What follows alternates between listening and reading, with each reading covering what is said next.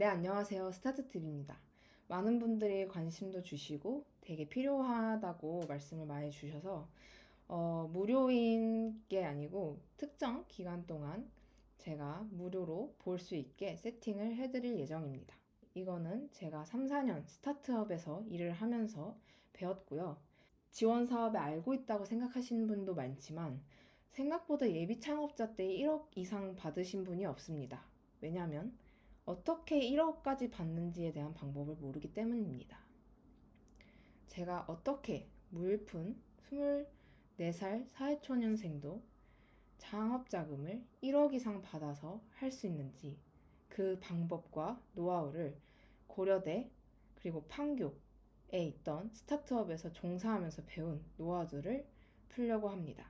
여러분도 보시고 예비 창업자 혹은 초기 창업자 여러분 1억 이상 받으셨으면 좋겠습니다. 저는 일단 미대생 출신으로 서비스 경험 디자이너입니다. 그래서 앱, 웹, 서비스 런칭을 한 경험이 있으며 제품 디자인이 원래 본 직업이었어서 제품 쪽으로도 많은 디자인과 제품의 런칭을 해서 펀딩을 성공한 적도 있습니다. 특허 쪽에서도 지식이 조금 많은 편이고요. 저는 통장에 60만 원을 들고 직장을 다니면서 2023년에 1억 원의 가치의 창업 지원을 받아서 아이템을 완성했습니다. 먼저 첫 번째 챕터입니다. 저희는 지금 지원 사업이라는 것만 알고 있지만 저희가 왜 지원 사업을 할까요? 바로 창업 자금이 필요해서인데 사실 이것보다 종류는 많습니다. 하지만 제가 1억을 받기 위해서는 이 종류 그 하나하나 좀 알 필요가 있습니다. 먼저 첫 번째, 지원 사업, 두 번째, 바우처, 세 번째, 경진대회입니다. 이 세 가지의 특징이 좀 다른데요.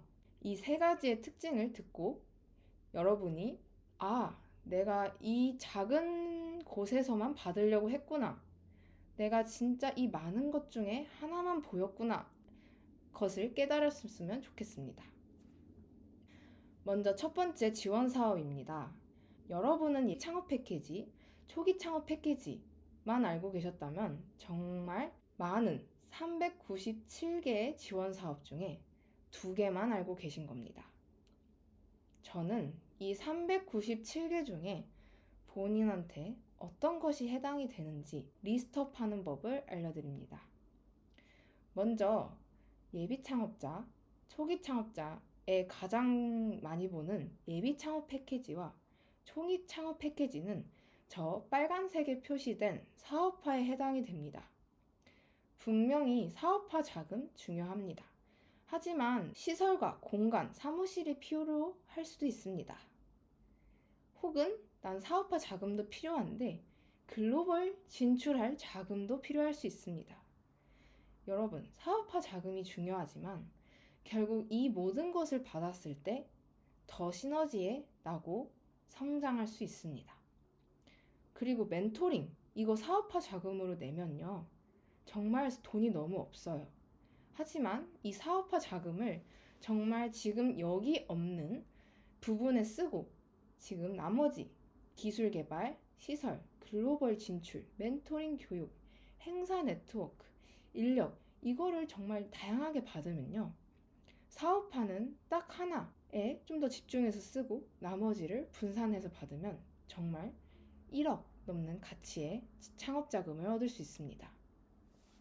그러니 예비 창업 패키지, 초기 창업 패키지에만 너무 몰입한다기보단 내가 이 397개의 지원 사업 중 어떤 것들이 나를 위한 지원 사업인지 리스트업을 하셨으면 좋겠습니다.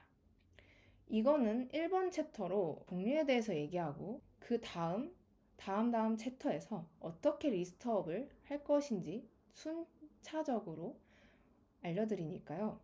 하나하나 따라오시면 됩니다. 먼저 지원 사업입니다.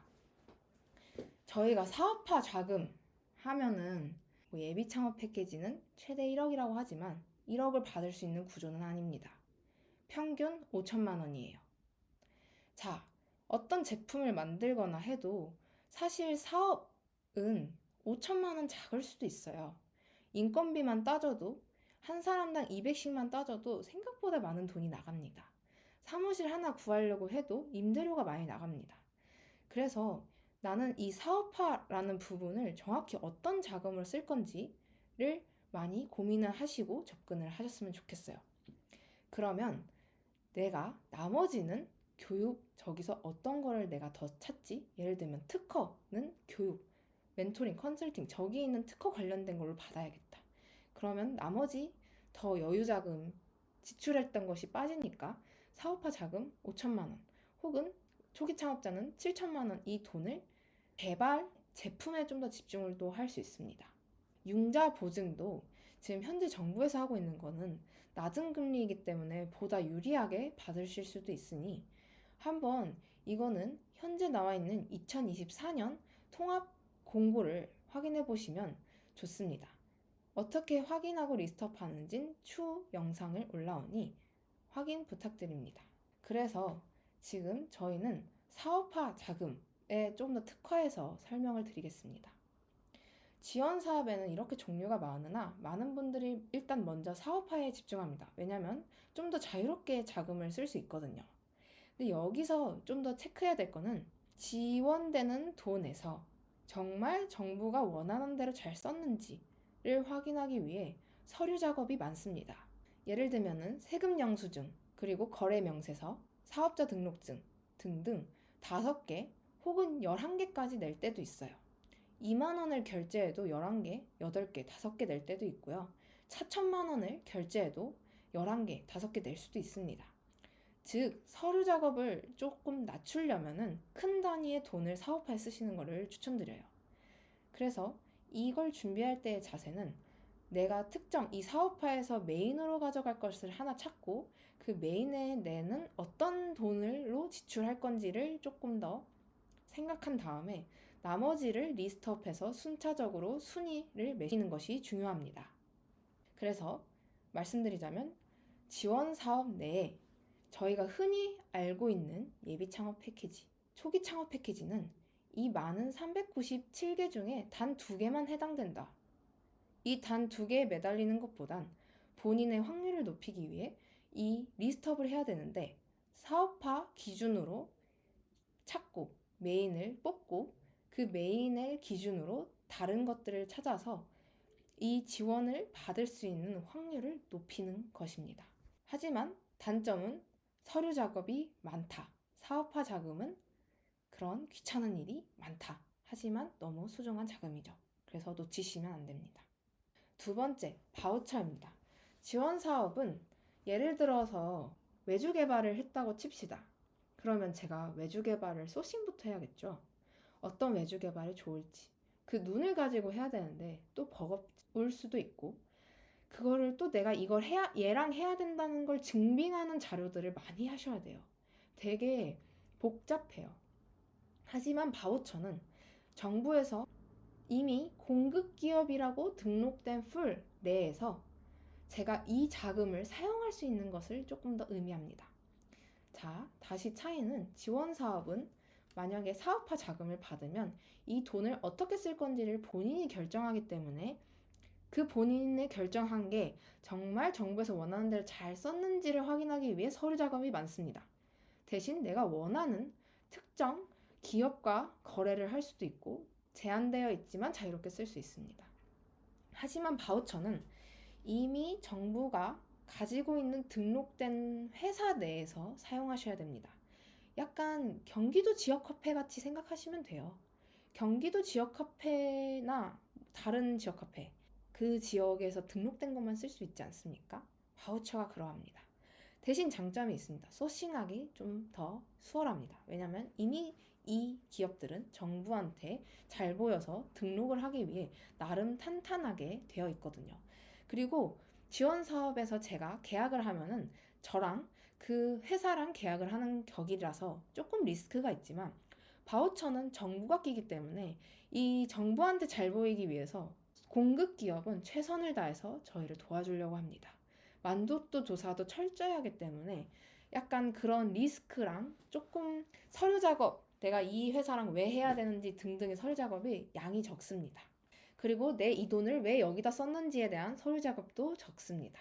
데이터 바우처, AI 바우처, 여러 가지 종류가 있는데 여기에 어떤 것이 내가 받을 수 있는 바우처가 종류가 무엇인지 찾고 리스트업을 해서 받으면 많게는 7천, 1억도 받고요.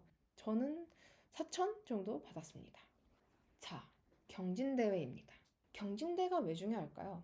지원 사업은 세금으로 운영되기 때문에 세금을 내주지 않습니다. 즉, 우리나라는 어떤 물건을 살 때 부가세를 포함하는 습관이 있는데 이 부가세를 누가 내야 되죠? 대표자가 내야 됩니다. 예를 들어서 100만 원짜리를 구입을 했는데 이 100만 원 안에는 무조건 부가세의 10%가 포함되어 있습니다. 그래서 서류 처리를 할 때는 부가세를 뺀 나머지 금액을 내가 지원받을 수 있습니다. 사업화 자금을 쓸 수 있습니다. 근데 생각을 해보세요. 제가 사업화 자금을 1억 받았다 치면 부가세만 1,000만 원 내야 됩니다. 이게 또 부담스러우실 수도 있죠. 그런데 경진대회는 경쟁에서 수상하는 겁니다. 수상금. 즉, 내가 이 수상금을 어디에 쓰는 거는 딱히 추적을 하지 않아요. 결국 경진대회는 부가세로 쓰실 수 있습니다. 부가세 혹은 내가 이 지출 금액에 좀 더 낮춰서 혹은 내가 지원받을 수 없었던 거를 사용할 수 있습니다. 단점은 3.3% 원천세를 떼고 받기는 하나, 그리고 경쟁이긴 하나, 이 자유로운 자금은 경진대회만큼 자유로운 게 별로 없어요. 투자 이런 것도 결국은 다 기록을 해야 되잖아요. 창업 자금을 이제 내 돈 없이 지원받을 수 있는 경로는 지원사업, 바우처, 경진대회가 있는데 지원사업은 장점은 여러 가지 루트로 받을 수 있으나 서류 작업이 많을 수 있다. 바우처는 서류 작업보다는 내가 등록돼 있는 풀 내에서만 어쩔 수 없이 골라야 되는지만 그에 따른 리스크나 이런 것들이 정부가 끼기 때문에 좀 더 적다. 경진대회는 금액은 적으나 1,000만 원, 억 단위는 아니겠죠. 금액은 적으나 보다 자유롭게 쓸 수 있는 자금입니다. 부가세를 충당할 수도 있고요. 지원사업, 사업화 자금에서 쓸 수 없는 자금을 쓸 수 있습니다. 그래서 스타트 팁은 어떻게 1억을 확보했냐? 말씀드렸다시피 예비 창업자는 5천만 이상 받기 힘듭니다. 그래서 저는 창업중심대학에서 받고 와디즈 펀딩 지원 프로그램에서 또 받고 제가 말했던 그 다른 종류죠. G페어 전시에서도 받고 특허에서도 받고 세무 지원 상담에서도 받고 또 받고 또 받고 해서 여러 가지 받습니다. 계획적으로 전략적으로요. 그래서 창업중심대학에 제가 받은 사업화 자금은 정말 큰 단위로 서류 처리를 최소화할 수 있도록 합니다. 바우처는 제가 데이터 바우처로 받아서 10,000개의 데이터를 얻었습니다. 제가 원하는. 이거는 중요한 점은 이 10,000개의 데이터가 있다는 것 자체입니다. 즉, 다음 지원 사업을 받을 때 엄청난 강점이 될 수 있어요. 이 기업의 가치가 올라갑니다. 전 무료로 받았음에도 제 기업의 가치가 올라가는 작업입니다. 경진대회입니다. 제가 60만 원 들고 1억 이상의 창업 자금을 받았다 했죠. 하지만 이 60만 원조차도 제 돈이 아니었습니다. 제가 이거는 그 1년 전에 2022년에 어떤 걸 참여해서 수상이 항상 되더라고요. 근데 이제 팀원이랑 같이 쉐어를 하다 보니까 금액이 좀 적어 보일 수는 있으나 저는 이 60만 원 가지고 지원사업 사업화에서 쓸 수 없는 돈을 충당했습니다. 부가세는 제가 사업화 자금에서 쓸 때 냅니다. 5천만 원 지원받았으면 500만 원이 필요한 게 아니에요. 제가 이걸 쓸 때 필요합니다. 즉, 제가 직장을 다니면서 이 리스크를 분산시켰어요. 그래서 저는 또 공제를 또 받을 수 있죠. 부가세 공제. 그러면 저는 또 공제를 받기 때문에 리턴이 될 예정입니다.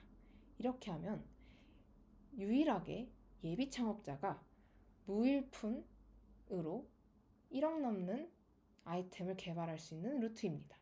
저는 제 주변에 예비 창업 패키지, 초기 창업 패키지만 받은 분은 봤지만 저처럼 이렇게 전략적으로 짜서 한 사람을 많이 못 봤어요. 제 주변에서 이렇게까지 하는 사람 못 봤어요. 왜냐면 저는 간절했고 최대한 제 리스크를 줄이면서 창업을 하고 싶었거든요. 이게 제가 알려드리는 본인 리스크를 최소화하면서도 가치 있는 창업에 최대의 자금을 확보할 수 있는 방법입니다. 이 내용은 예비 창업자한테 좀 더 해당이 되며 초기 창업자분들은 내용은 비슷하나 자부담금이 있기 때문에 이 자부담금에 대한 거를 고려하셔서 이 내용을 확인해 주시면 됩니다. 네, 그럼 1차 챕터 강의 마치겠습니다.